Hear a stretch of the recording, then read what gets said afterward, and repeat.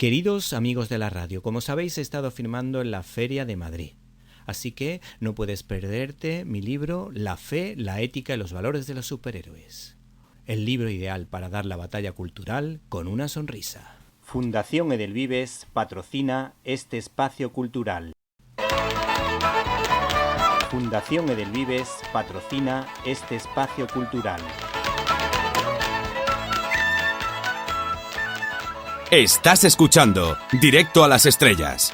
Víctor Alvarado. A nuestro invitado esta semana dicen que le escuchan repetir la siguiente frase. La lluvia de Sevilla es una maravilla, aunque este señor vive en Los Ángeles y es el traductor de My Fair Lady, diario de rodaje de Cecil Beaton, editado por Atari Books. Nuestro invitado responde al nombre de Moret, Andrés Moret. Buenas tardes. Muy buenas tardes, Víctor. Muchas gracias por tenerme aquí contigo. Creo que cuando decidisteis editar este libro estabais pensando en mí, porque habéis contado con Audrey Hepburn, que junto a Maureen O'Hara es una de mis actrices favoritas. My Fair Lady es uno de mis musicales preferidos, junto a Cantando bajo la lluvia y Sonrisa y lágrimas. Y además yo hubiese estado dispuesto a comerme los guisantes que se tuvo que comer Audrey Hepburn para rodar una de las escenas, que por lo visto acabó hasta las narices, y que encima en el restaurante donde comió más tarde le ofrecieron también una buena ración de guisantes. Exacto. La verdad es que un libro como este creo que tiene para todos los niveles de admiración hacia el cine que alguien se puede imaginar. Tiene desde la admiración pura a Audrey Hepburn, porque el libro entero es una oda a Audrey Hepburn, y luego tienes el día a día de lo que es un rodaje, las tensiones que se generan entre los directores y el resto del equipo, los problemas que surgen para solucionar cosas que todos hacen solo para hacer que la película acabe en un sitio mejor. Ni siquiera es por gusto personal, sino que todos creen que la película debe ir por un cierto camino y a veces esos caminos son opuestos, ¿no? Y creo que un libro como este, desde el momento en el que cayó en mis manos y lo leí en inglés, que lo encontré por casualidad en eBay, y nada más leerlo, para mí fue como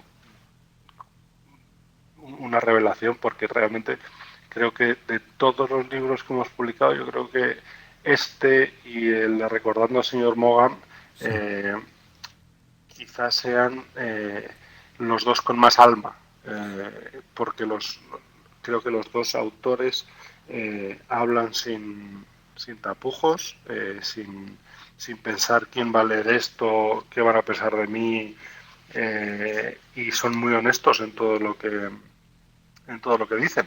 Sí.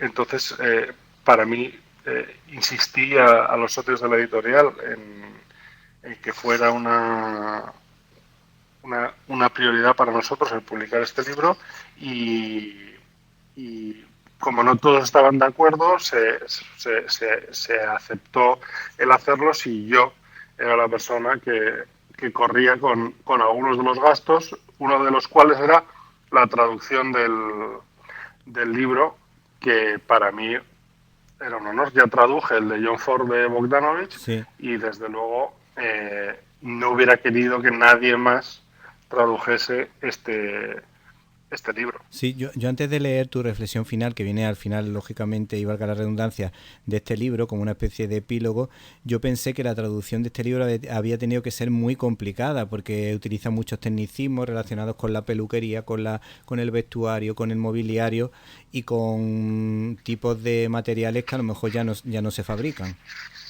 Sí, me llevó bastante búsqueda e investigación de ciertos elementos, porque incluso aquí, preguntando a gente con la que soy amigo del mundo del cine, y que se dedican eso a peluquería, maquillaje, diseño de vestuario, no eran capaces de saber a lo que me refería.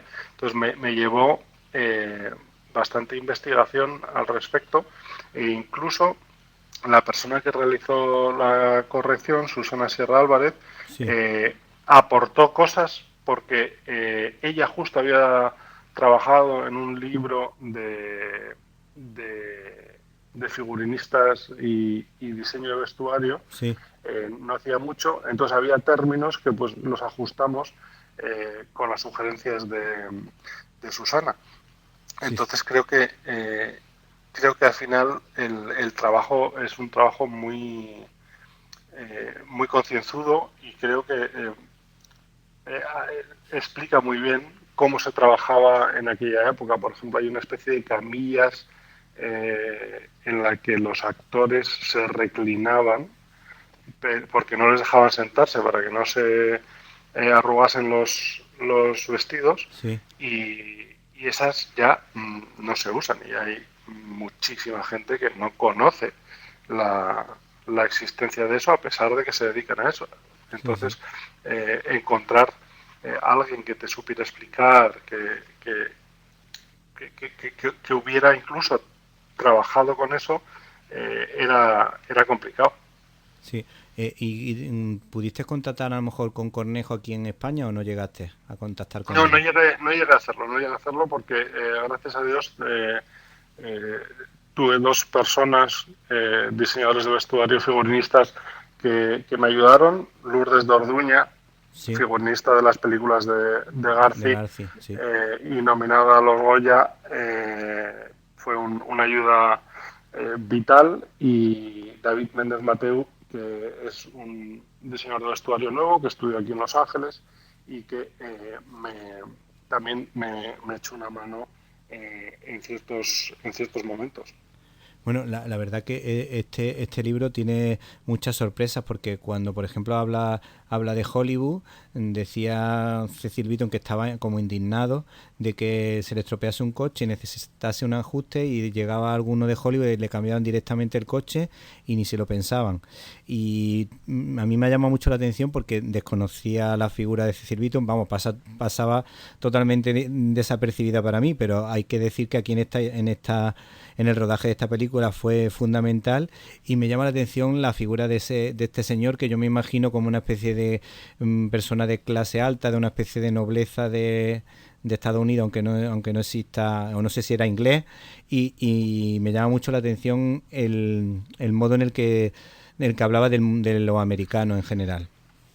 Sí, él pasó bastante tiempo antes de rodar My Fair Lady. Él pasó bastante tiempo en Estados Unidos porque él era colaborador y era uno de las personas encargadas del estilismo y la fotografía de Vogue.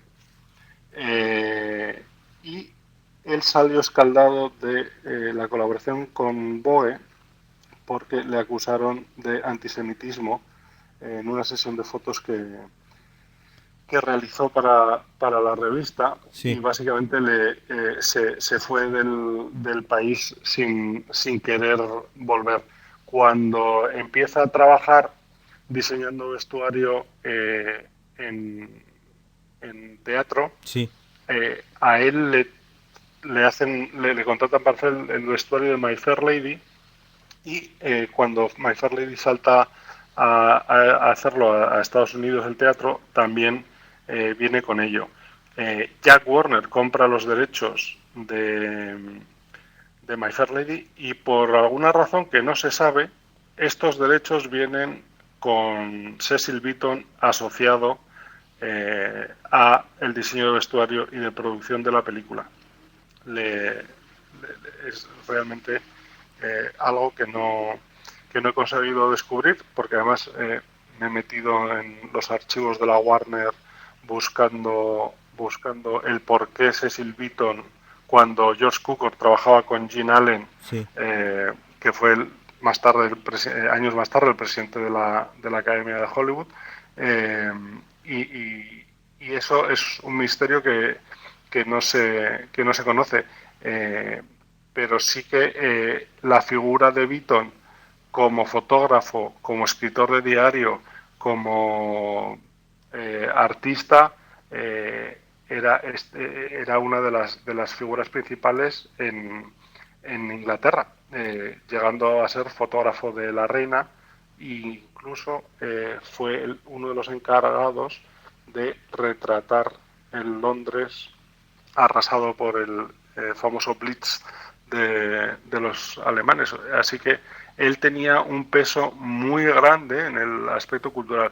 Y él, sin ser de clase alta, Sí, él se creía de clase alta sí, y solo quería asociarse con la clase alta. Siempre defendió a Inglaterra, incluso en una de las anécdotas en el libro, en una de las cenas en las que estaban Billy Wilder, Alfred Hitchcock, y Hitchcock hablaba pestes sobre Inglaterra, sí. él se enfrenta a Alfred Hitchcock afeándole la conducta, diciendo que un buen patriota nunca habla mal de su país fuera del mismo, Sí, delante de extraños, ¿no? sí, sí.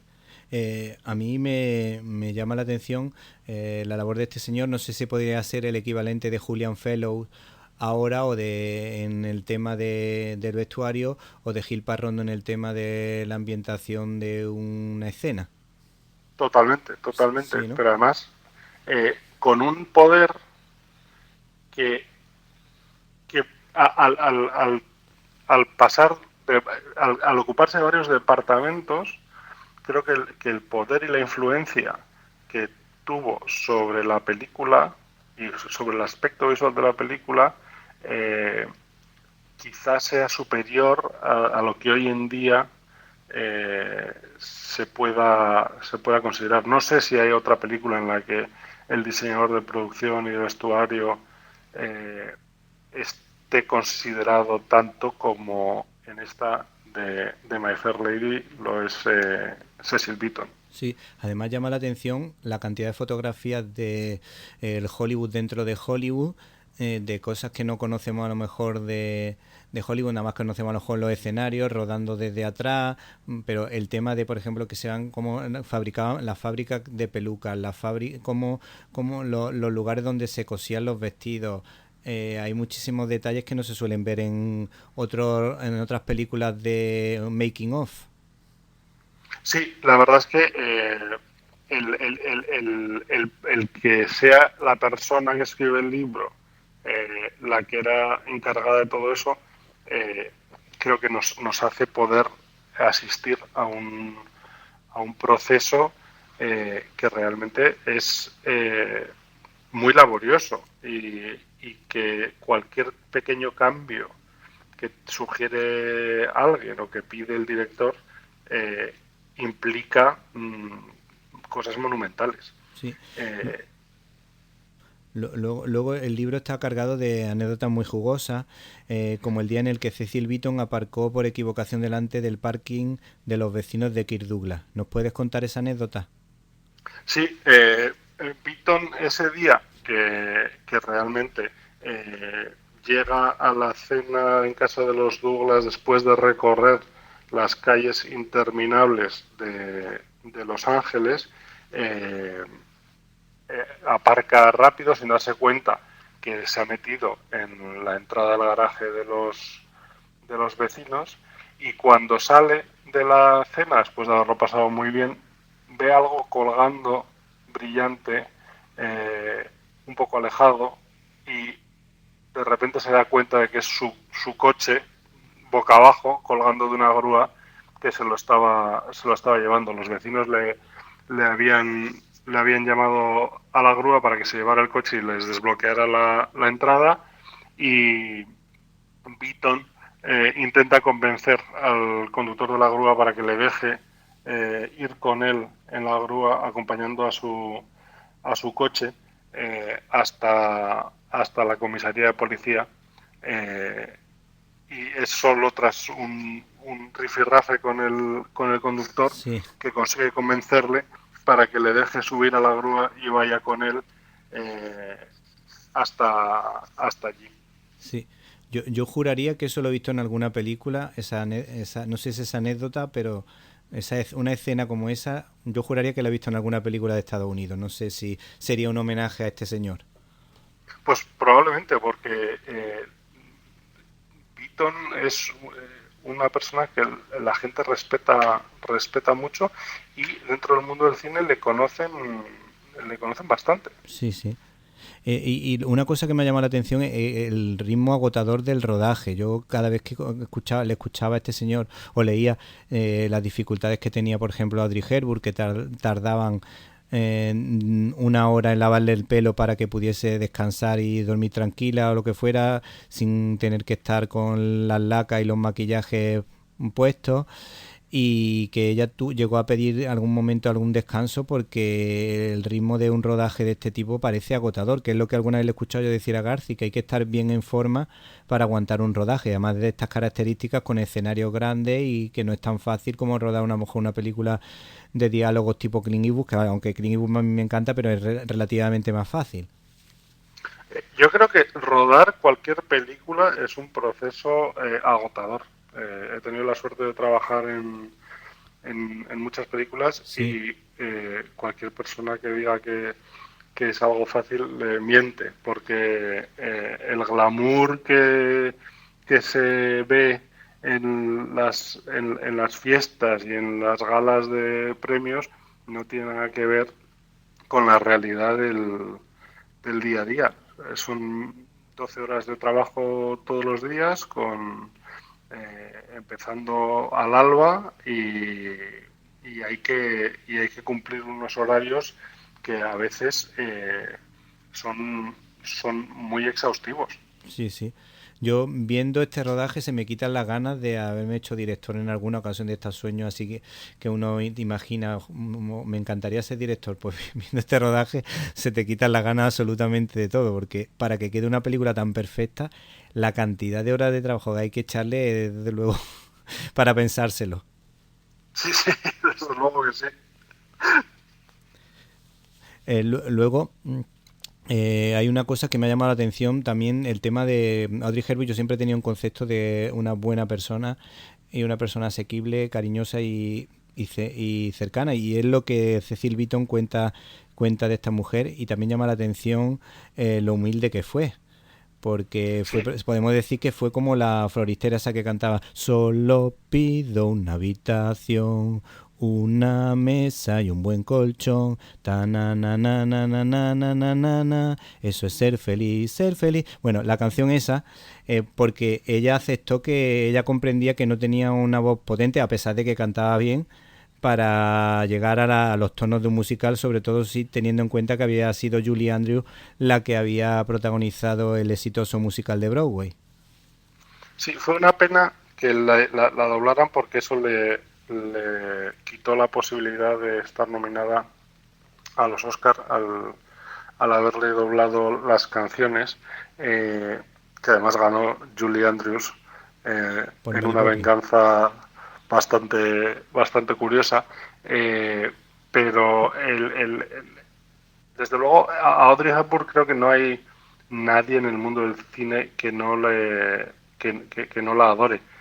Su actitud con respecto a todo el mundo, poniendo las necesidades de otras personas por delante de las suyas propias, creo que fue algo definitorio, y probablemente el conseguir que esta película terminara donde terminó quizá no hubiera sido posible sin Audrey, porque realmente fue un poco un bálsamo entre Beaton y Cukor, que se odiaron y no podían aguantarse el uno al otro.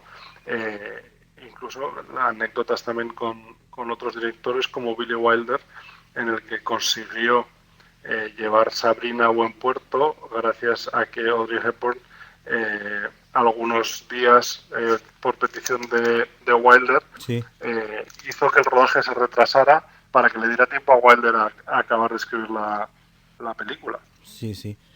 Entonces, Cecil Beaton y George Cukor se llevaron muy mal en el rodaje. ¿Por qué? ¿Se sabe por qué? Pues principalmente que son dos egos muy grandes, y yo creo que Beaton no, o no entendió o se asumió que su importancia en el rodaje era equiparable a la de Cukor. Ellos se conocían de antes, eran parte de un grupo de amigos, un grupo gay de la industria, Sí. pero los dos llevaban vidas distintas. Beaton no aprobaba del estilo de vida de Cukor, y a Cukor le parecía que Beaton era un bodrio en cuanto a su estilo de vida. Entonces, Beaton, que era, digamos, más conservador con Sí, respecto a Cukor. exacto, mucho más conservador, y Cukor era más fiestero, Sí. por así decirlo. Y Nureyev, que aparece también en el diario, ¿se deduce que él estaba enamorado de Nureyev o es simplemente de la figura de Nureyev? Porque eso es la impresión que me da cuando he leído el libro. Yo creo que Beaton se enamora del arte, Del arte, ¿verdad? Eso es, sí, ¿no? Sí, del mismo modo que sus palabras hacia Audrey Hepburn te pueden hacer pensar que está enamorado de ella hasta las trancas, pero realmente es de las cualidades de esa persona como artista, ¿no? sí, sí, sí, sí, Durante esta época, en los otros diarios que escribe Beaton, que no están relacionados con el rodaje, sí, él cuenta que en las pausas se fue a San Francisco. En San Francisco conoció a un chico con el que estuvo durante el rodaje, y aunque él no lo incluye como parte de su diario de My Fair Lady, nosotros hemos incluido algunas entradas sí, de este otro diario que nos parecían pertinentes y que casaban con el tono de este libro, sí, pero hemos dejado fuera también la parte en la que él cuenta sus viajes a San Francisco con este chico, sí. y por lo visto pudo haber cierta tensión con Cukor, porque Cukor conocía Chaval. a este chico, y Sí. quizá podía haber sido que hubieran tenido Cukor y alguna relación en el pasado. Ah, y había una situación como incómoda ahí. Exacto. Eso es, ¿no? Sí, sí. Es muy curioso lo que cuenta. Y entonces, Cecil Beaton tiene varios libros publicados relacionados con el cine. Son diarios personales, Sí, son todo diarios de su vida. Era un gran diarista, y desde que era joven hasta los últimos años, él estuvo escribiendo diarios en los que habla de su relación con la familia real, pasando por su paso por Vogue. O sea, habla de todo, y siempre con la digamos, sin pelos en la lengua, ¿no? sí, Sin sí. cortarse de quien puede leer, eh, su diario. Sí, hay momentos muy, muy divertidos, como tú dices, lo de Alfred Hitchcock. Es que la verdad además que está muy bien escrito, muy bien contada la anécdota. Y entonces se lee, vamos, rapidísimo. Yo para la entrevista me he quedado en la página 170 o 180, pero vamos, hubiese seguido leyendo. Lo que pasa es que ya me faltaba tiempo y tenía que preparar la cena de los niños y todas esas cosas. Y ya, ya por último, si te parece, hay una anécdota bastante simpática relacionada con Reg Harrison, que por lo visto cuando fue a recibir el Oscar, porque esta película tuvo muchas nominaciones, dedicó el premio a Julie Andrews y a Audrey Hepburn, a las dos. Tuvo el detalle ese de acordarse de una y de otra. No sé si sabes cómo le sentó a cada una de ellas y si luego, posteriormente, ellas se llevaban bien, mal o... Pues yo tengo entendido que se llevaban bien. Sí, ¿no?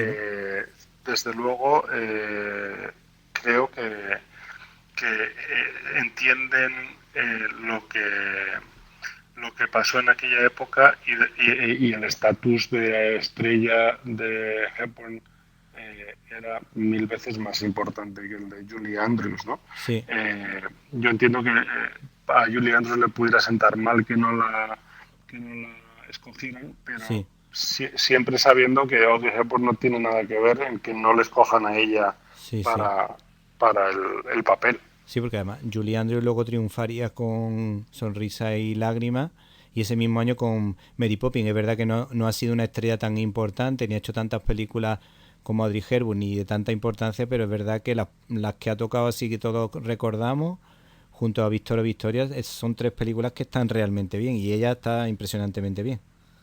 Sí, desde luego Julie Andrews cantar y actuar a la vez creo que es de las mejores actrices de la historia del cine en ese registro. Sí, sí. Eh, lo que pasa es que, claro, no te llega el papel en el momento en el que debe. Sí, sí.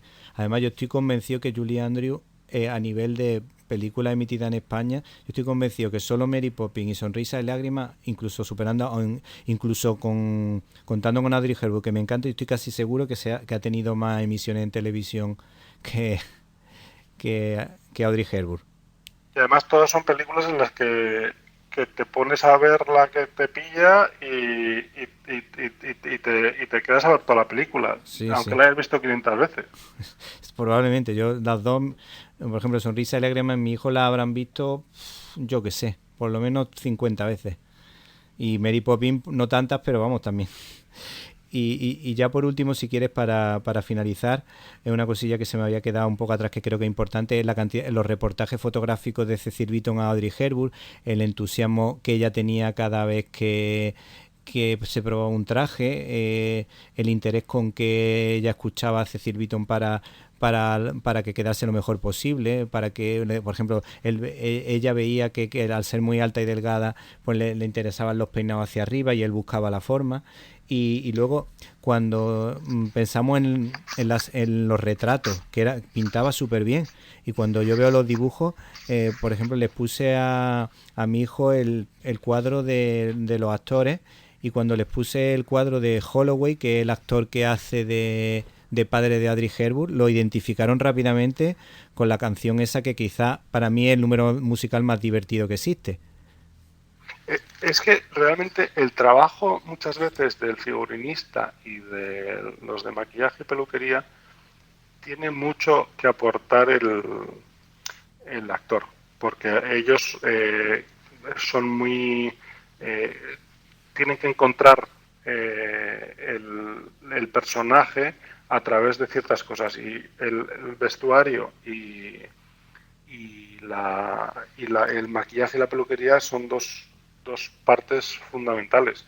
La anécdota, por ejemplo, de Javier Bardem en la película de los hermanos Cohen, que decía que no consiguió encontrar el papel hasta que le calzaron la peluca que lleva en el, en la película.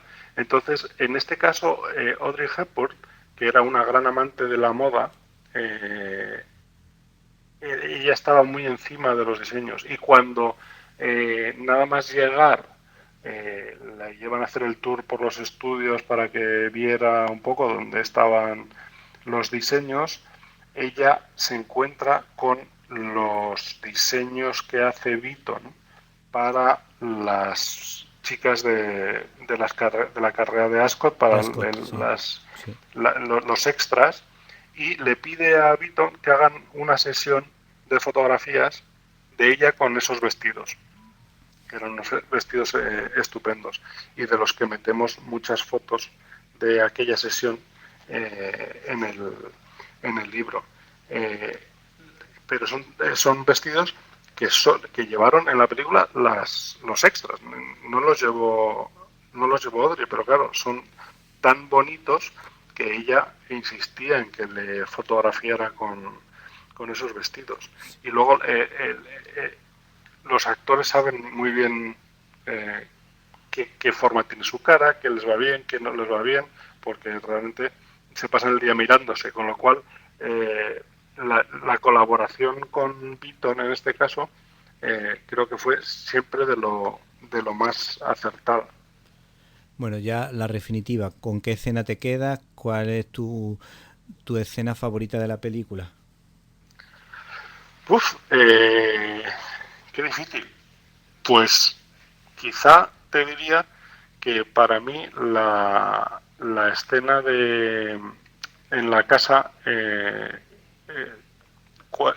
con ¿cómo se dice? Cuando le hace el tema de la pronunciación. Sí, cuando trabaja con el logopeda.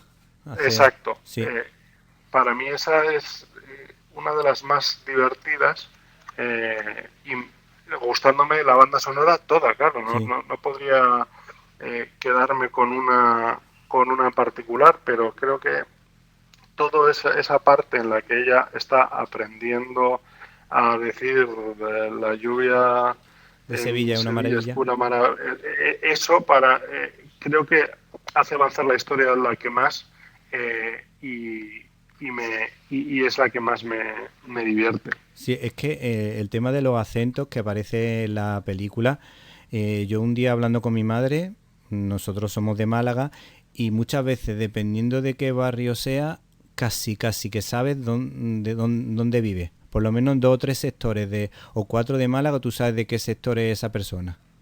Con un poquillo de suerte. O sea que no va desencaminado del todo. Sí, totalmente, es importantísimo. Sí, sí. Bueno, pues con esto ya terminamos. Nos ha encantado el libro, El diario de My Fair Lady, de Atari Books, que es una auténtica joya